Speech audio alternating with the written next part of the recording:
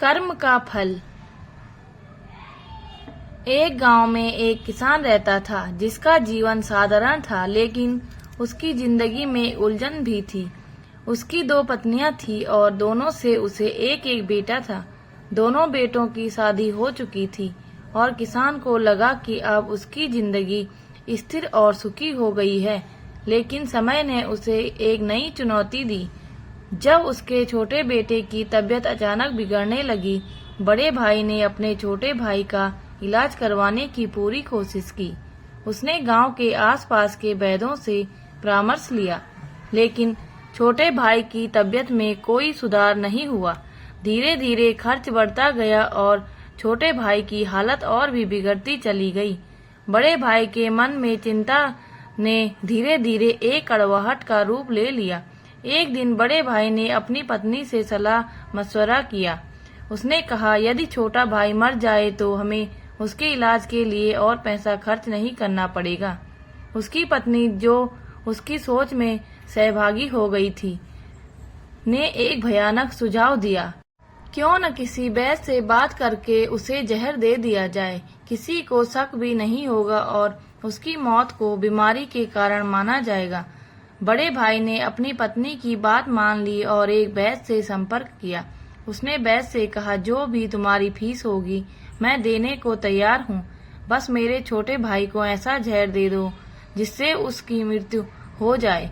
लालच और निर्दयता से भरे वैद्य ने इस निरसंस प्रस्ताव को स्वीकार कर लिया और छोटे भाई को जहर दे दिया।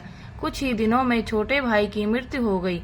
बड़े भाई और उसकी पत्नी ने अंदर ही अंदर खुशी मनाई, यह सोचते हुए कि अब रास्ते का कांटा निकल गया है और सारी संपत्ति उनकी हो गई।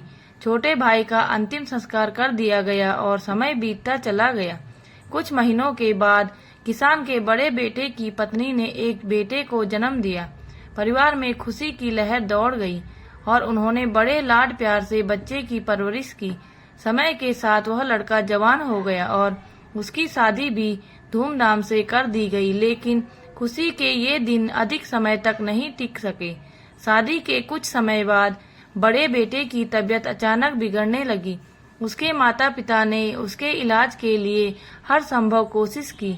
कई वैद्यों से परामर्श लिया गया और जो भी पैसा मांगा गया वो देने को तैयार थे। अपने बेटे की जान बचाने के लिए उन्होंने अपनी आधी संपत्ति तक बेच दी थी, लेकिन उसका स्वास्थ्य लगातार बिगड़ता गया। अब वह मौत के दरवाजे पर खड़ा था। शरीर इतना कमजोर हो चुका था कि उसकी हालत देखकर दिल दहल उठता था।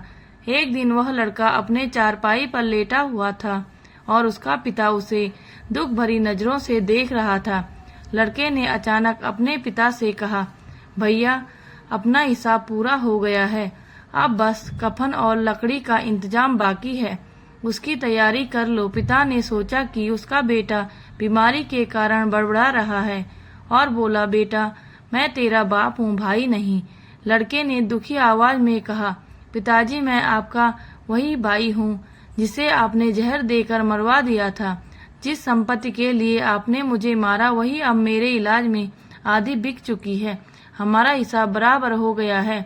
यह सुनकर पिता का दिल टूट गया। वह फूट फूट कर रोने लगा और बोला, मेरा तो कुल नाश हो गया। जो मैंने किया वह सब मेरे सामने आ गया। पर तेरी पत्नी का क्या दोष है जो उसे इस बेचारी को जिंदा जलाया जाएगा। उस समय सती प्रथा चल रही थी, जिसमें पति की मृत्यु के बाद पत्नी को पति की चिता के साथ जला दिया जाता था। लड़के ने दुख भरी नजरों से अपने पिता को देखा और कहा, पिताजी, वह वैद्य कहाँ है जिसने मुझे जहर खिलाया था। पिता ने उत्तर दिया, तुम्हारी मृत्यु के 3 साल बाद वह मर गया था। लड़के ने कड़वाहट से हंसते हुए कहा, वह दुष्ट वैद्य आज मेरी पत्नी के रूप में है। मेरे मरने पर उसे भी जिंदा जलाया जाएगा। कहते हैं परमेश्वर का न्याय अटल होता है। इस कहानी में उस न्याय की झलक मिलती है। जीवन में किए गए कर्मों का हिसाब किताब कहीं न कहीं सामने आ ही जाता है। कहानी के अंत में यही संदेश मिलता है कि जो बोओगे वही काटोगे। जीवन में सच्चाई और ईमानदारी से जीना ही सबसे बड़ा धर्म है। अंततः यही सच है कि धर्मराज लेगा तिल तिल का लेखा, ऋण संबंध जुड़ा है ठांडा, अतः समय सब 12 बांटा। धन्यवाद।